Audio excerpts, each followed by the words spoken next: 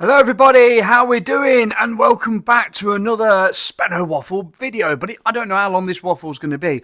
But I've just been up at the house and I've got other things to do. But then it suddenly occurred to me, like having watched just a few videos, Guinness is making a lot of appearance at the minute because it's the Six Nations. Everybody's drinking Guinness. Not everybody, but a lot of people are drinking Guinness.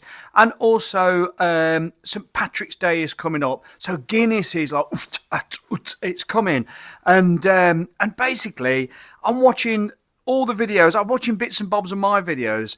And Guinness has this thing. How do you pour a draft can properly? How do you pour the Nitro Surge cap properly? Which I've done. I've done everything I'm saying. I've done. Pinprick method. That where we put the pin in and we try to get the pressure out of the can without releasing the widget, because the widget contains the nitrogen, I believe, that then is released into the thing.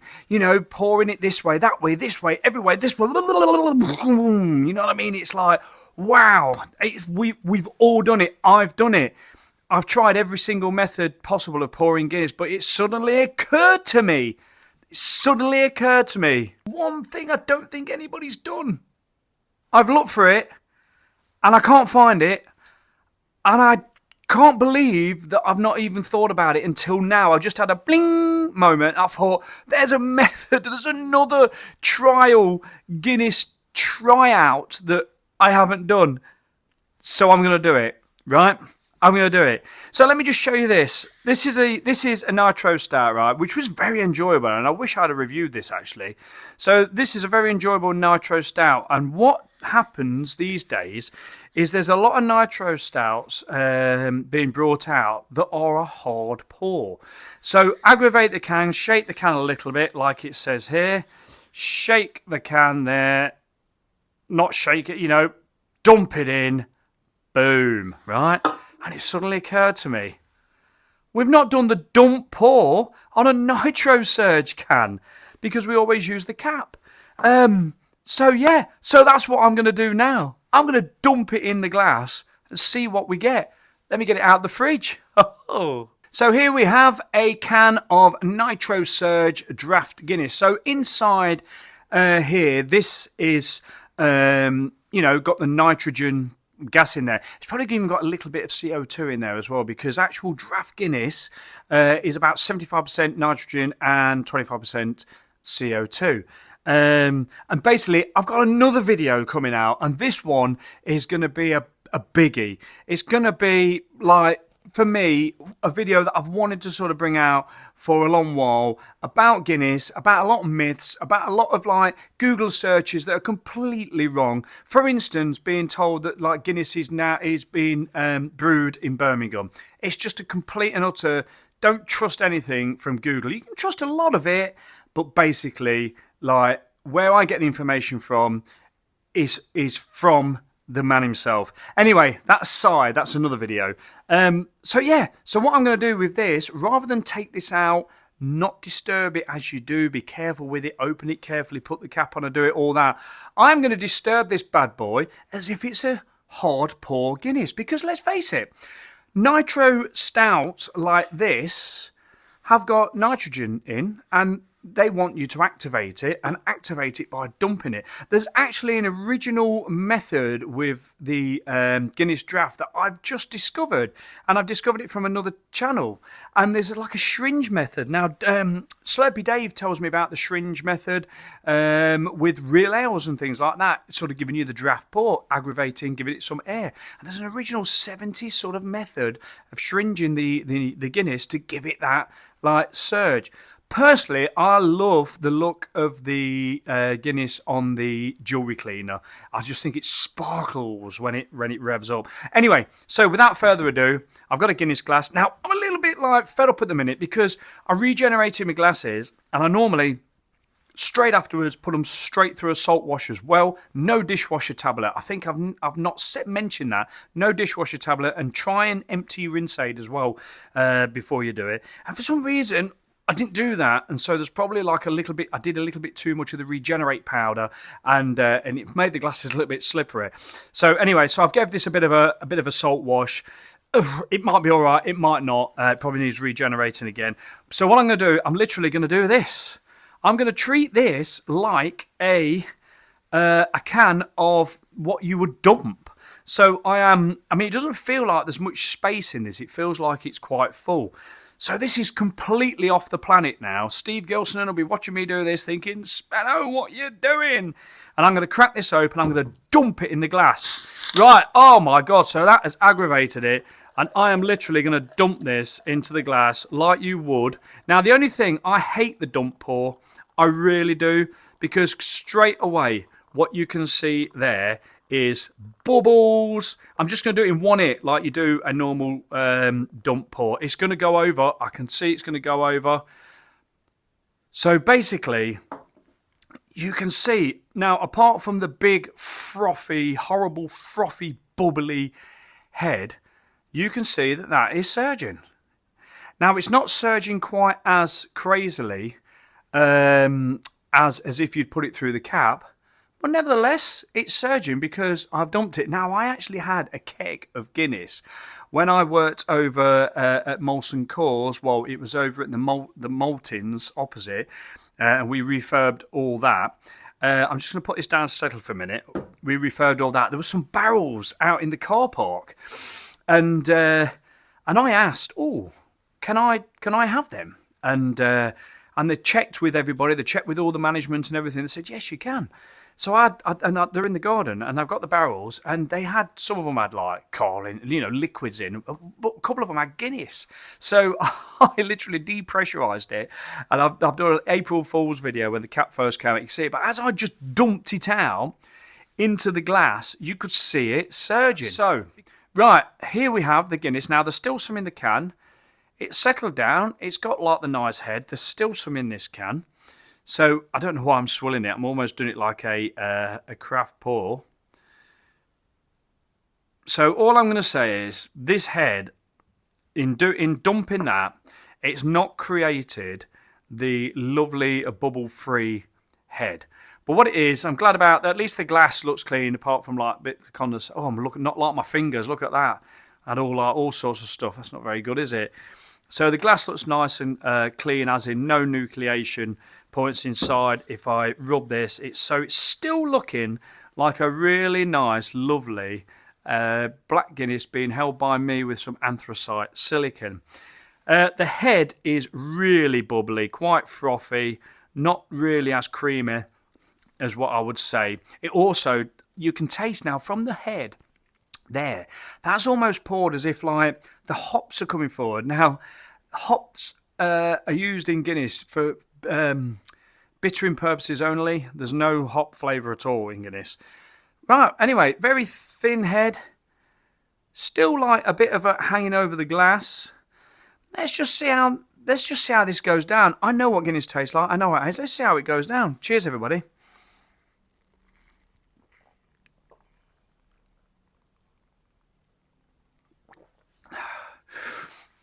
Well, the one thing I can say is that at least the salt method still works, because what I did with this glass, I knew that I'd sort of knackered the glass probably because you can use too much regenerate powder, and then it does leave like it can leave a film on there, and that's what I found. And normally I'll give it the salt wash afterwards. I mean the dishwasher salt wash. But what I've done with this, last night, I gave this the warm water, as hot as you can, as hot as your tap water, say, will go. And the bottle brush and the salt. And there's the result. So basically, regenerate your glass and then give it the salt water. It works every time. Now, I know my other video that's come out with the Astonish. The Astonish is fantastic, and it gives the absolute beer clean glass. No doubt about it. But is it good enough for Guinness? No, Guinness is fussy, but beer clean glasses all day long, that is really, really good if you use the right amount. Now, what can I say about this? It's still creamy. It's still creamy. It's taken on a different sort of like dimension, if you know what I mean.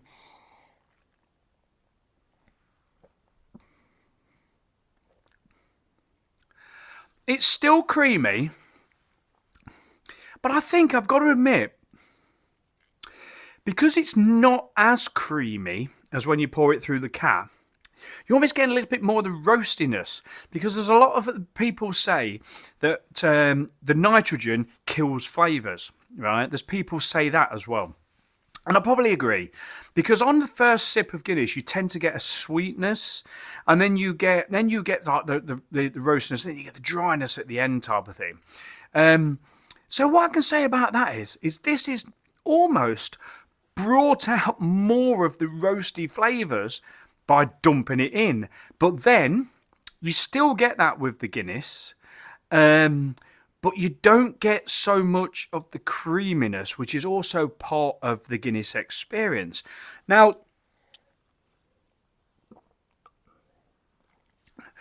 it's still leaving each sip on the glass. It's still silky and creamy. I'm still blooming well enjoying it.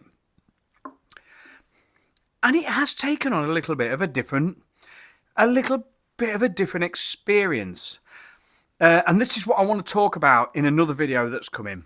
The Guinness in this can in the UK is exactly the same as the Guinness in this can in Dublin or anywhere else you get it from. It's canned in 2 places, end of. Right? And I'm going to talk about that. It doesn't taste any different anywhere else. It tastes the same. So the difference comes from the way you pour it, the way your glasses are, and everything else. And I'm going to talk about. I'm getting into that now, but I'm going to talk about that. But this is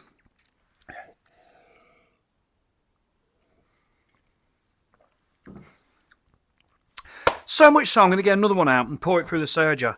And what I'm going to do is, I'm not going to just bear with a second. Right now, well, the reason I said bear with a second is because I've just got a Guinness glass from down there that's been there for a while. All my regenerated glasses are on the top here, but I know that they're probably not going to be the best for this. So I've just got this one out. I'm going to pour it with the cap. The cap's here, all nice and clean. And then I just want to taste it, because at the minute I'm getting quite a roastiness out of that. Oh, blooming hell, the cap didn't want to go on then. Crikey.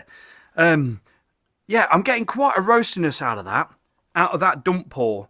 The actual look of the Guinness, the head of the Guinness was terrible. It was bubbly. It was horrible. But like the taste of the Guinness was rather quite nice from the dump pour. So I'm going to sort of like do this and then compare it to the basically the penguin pour. If you look at Guinness, you can see like this does a bit of dancing and things like this. Now, the one thing I want to talk about as well, just briefly, and this has just come to mind, right? So all the actual official instructions from this. Now, I suggest if you want to really see it, watch Steve Gilson with the Guinnessers, and I'll mention them guys as well in the next video I'm going to do. Watch Steve Gilson with the Guinnessers demonstrating this. He's the man to watch to demonstrate this. The inventor, he's the man.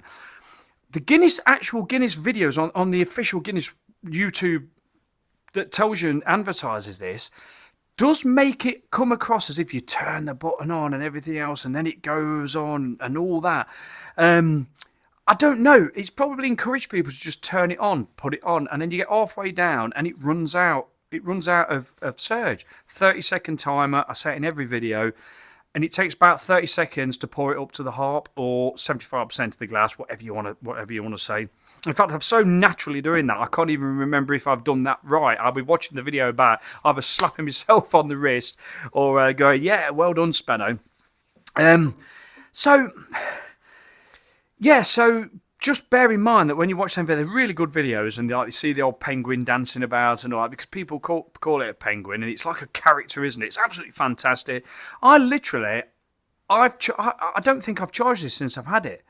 And Steve Gilson as well said that I don't know how long he went before he had to charge it.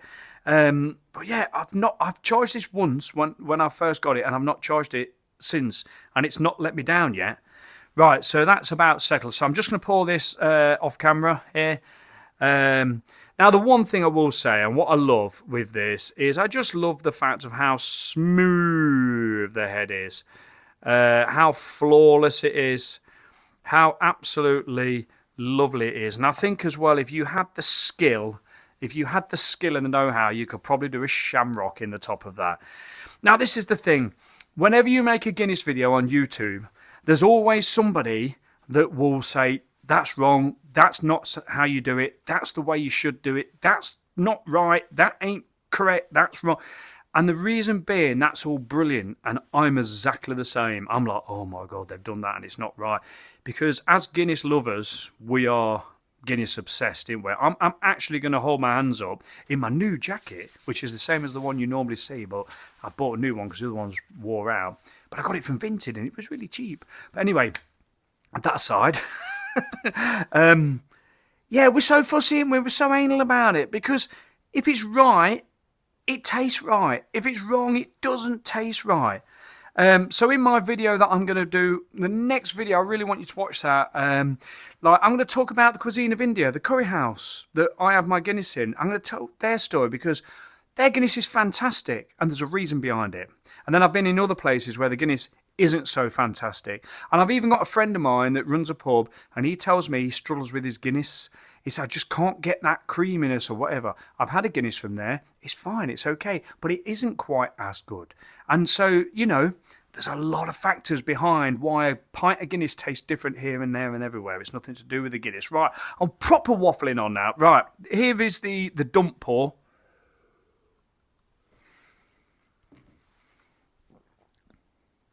If you imagine the actual Guinness original, the Guinness original stout in the bottle, so that's like more CO2'd. It's more heavily CO2'd. It's a lot fizzier. You know, it's a lot more gassier. But it's the same brew. This and the bottle Guinness is the same brew. This has got the nitrogen in. That's got more CO2 in. Right? It's the same brew. This dump pour, I hate to say it, but at the minute,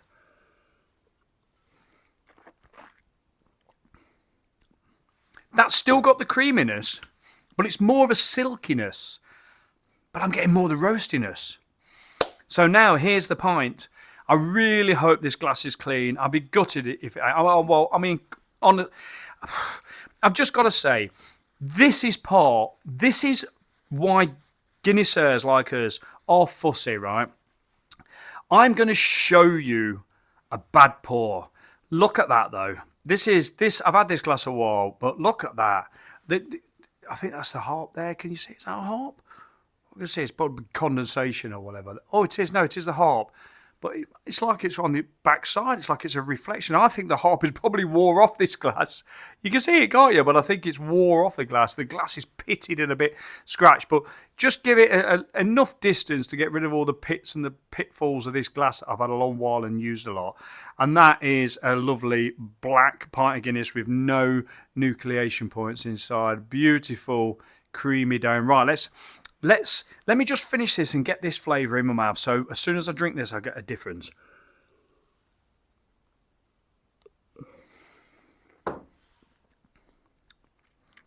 Silky, roasty. Cheers.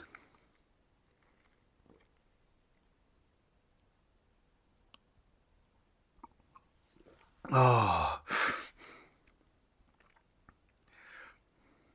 my word.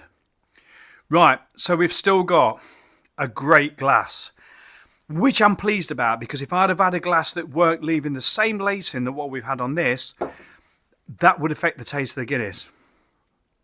Oh my God, I hate to say this. I actually think I prefer the dump. Oh my God, that's something that you never thought I'd say, and I'm probably going to have to experiment again.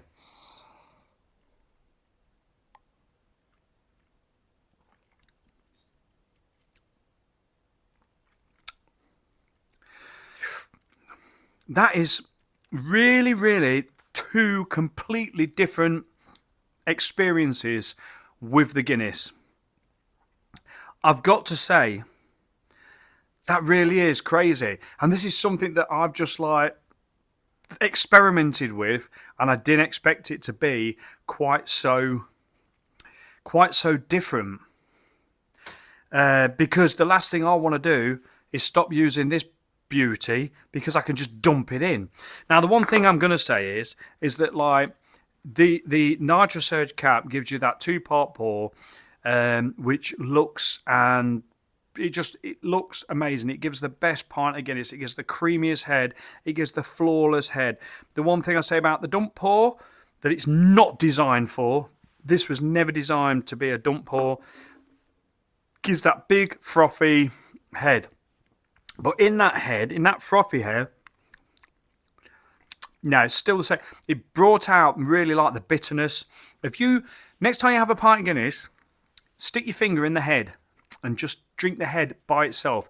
You'll get that real bitterness. You'll get the real hit of bitterness because that's where like a lot of the hop oil. That's where the hops live in the head. But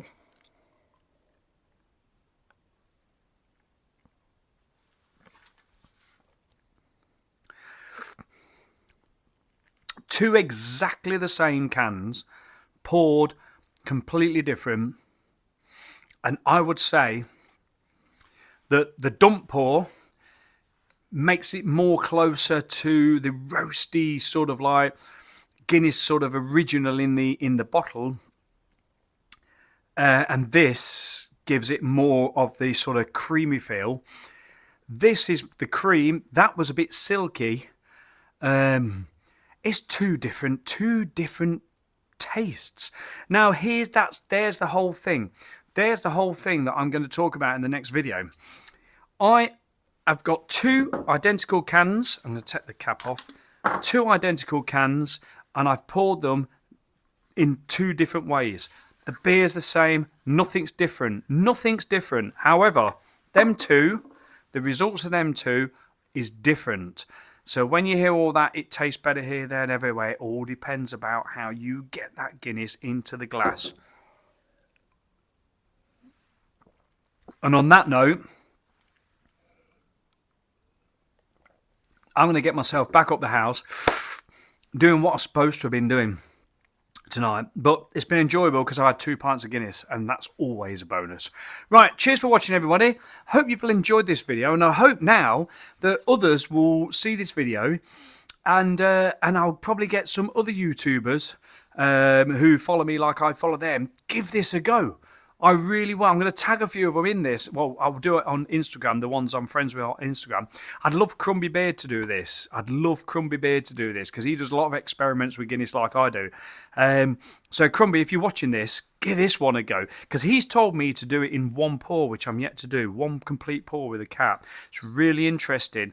Guinness is the fussiest beer in the world. It really does change with the way you play with it. Right. Cheers, everybody. Just take care and keep tuning in to the Spenno Waffles because I really, really enjoy doing it. Cheers, everybody. Thank you so much. Take care.